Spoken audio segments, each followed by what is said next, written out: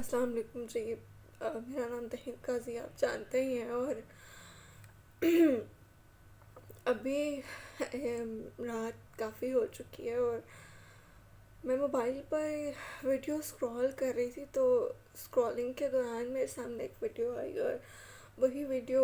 یہ ویڈیو بنانے کا موجب بھی بنی ہے۔ چند دنوں پہلے ایک واقعہ ہوا ہے جس میں ایک بچی تھی جو کہ گجرات سے لاہور پڑھنے کی غرض سے آئی تھی، اور یہاں آ کے اس بچی کے ساتھ جو حادثہ ہوا وہ آپ سب لوگ ہی دیکھ چکے ہوں گے، ٹی وی پہ اور سوشل میڈیا پہ بھی بہت گردش کر رہی ہے وہ ویڈیو۔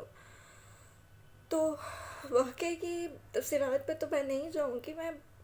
بات یہ کرنا چاہوں گی کہ میں نے ابھی جو ویڈیو دیکھی ہے وہ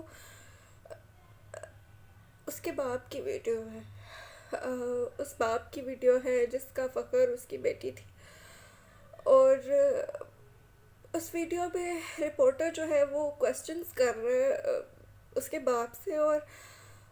وہ جو باپ ہے وہ انتہائی بزرگ انسان ہیں، اور مجھے جس چیز نے بہت تکلیف دی ہے اس ویڈیو میں وہ یہ بات تھی کہ وہ جو اس کے والد تھے، آئی ایم سو سوری کہ میں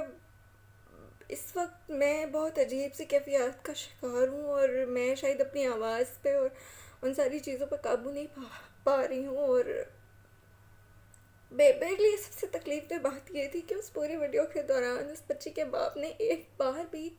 نظر اٹھا کے نہیں دیکھا، نہ ہی رپورٹر کو نہ ہی کیمرے کو، مگر وہ انصاف مانگ رہا تھا۔ اور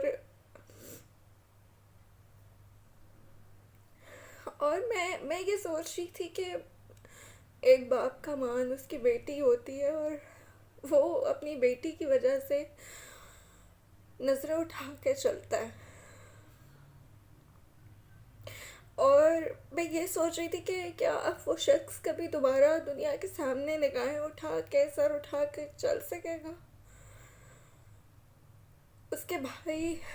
اس کے خاندان والوں پہ کیا گزرے گی؟ وہ بچی تو چلی گئی ہے،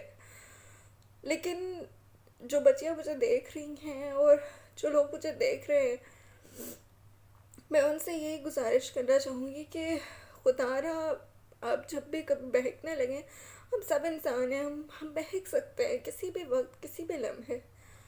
ایک بار سوچ لیا کریں کہ آپ کا وہ باپ جو محلے میں، جو خاندان میں، جو بازار میں سر اٹھا کے چلتا ہے، آپ کی ایک لرزش کی وجہ سے وہ کبھی سر نہیں اٹھا پائے گا۔